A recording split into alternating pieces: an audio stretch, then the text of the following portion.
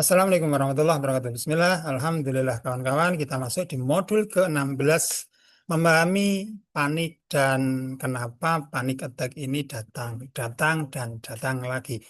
Seringkali panik itu munculnya seperti nggak diundang, tiba-tiba, mak dek, mak zek. Nah, nafas pendek, dada sesak, berdebar-debar, oh, duk, duk, duk, duk, seperti detakannya itu keras banget. Nah, bukan karena bahaya nyata sebenarnya ini ya. Panik itu tidak ada bahaya yang nyata sebenarnya bagi kawan-kawan yang mengalami asam lambung yang disertai kecemasan, ketakutan berlebih atau anxiety disorder. Tapi kepanikan ini muncul karena otak menyalakan atau mengaktifkan alarm bahaya. Alarm bahaya, tapi sebenarnya bahayanya nggak ada. Itu karena apa? Karena otak sudah diberikan program setiap rasa tidak nyaman itu adalah bahaya. Nah, kemudian kawan-kawan sering memberikan apa? Makanan yang menggemukkan rasa panik ini sehingga otak itu terasa tumpul karena terbiasa merespon segala sesuatu yang sedikit saja tidak aman, tidak enak, itu dianggap bahaya. Maka otak terasa lebay, ya. Otak ini reaktif karena kawan-kawan memberi apa? Memberi kesempatan, bahkan memberi karpet merah untuk selalu panik, panik, panik, panik. Karena apa? Kawan-kawan membiasakan dalam waktu yang lama reaktif, reaksi berlebih. Nah, manakala kawan-kawan mulai berlatih bagaimana, oh, saat ini saya sedang panik ya Allah. Saya akui sedang ada rasa panik dalam diri saya ya Allah. Nah, kawan-kawan kan biasanya nggak disadari, langsung takut sehingga apa? Nafas seperti ngap, dada sesak, jantung debar-debar, jeduk, jeduk, jeduk. Nah, seperti ada bahaya, padahal tidak ada apa-apa. Nah, saat itu terjadi, kita tidak butuh teori panjang lebar sebenarnya ya kawan-kawan.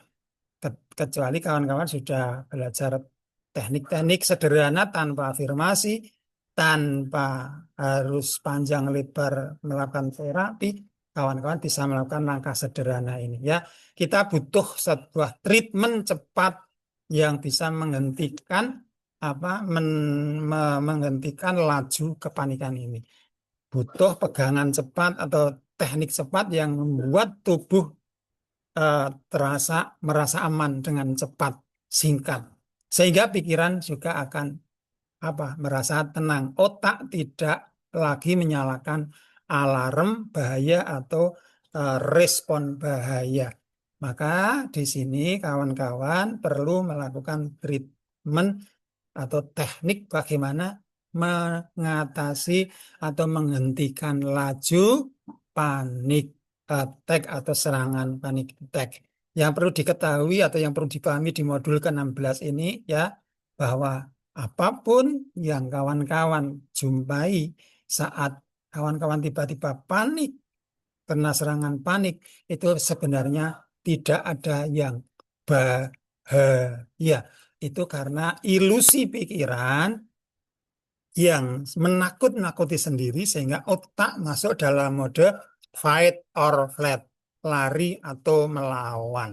Lari untuk meninggalkan rasa takut, melawan untuk melawan rasa takut itu. Ini rasa panik, ini rasa takut ini mau dilawan atau ditinggal kabur ya. Nah, kecenderungan kawan-kawan kan lari meninggalkan gelanggang. Nah, seharusnya tidak lari, tidak meninggalkan gelanggang, tapi dijumpai kawan-kawan hadir di momen itu sehingga apa?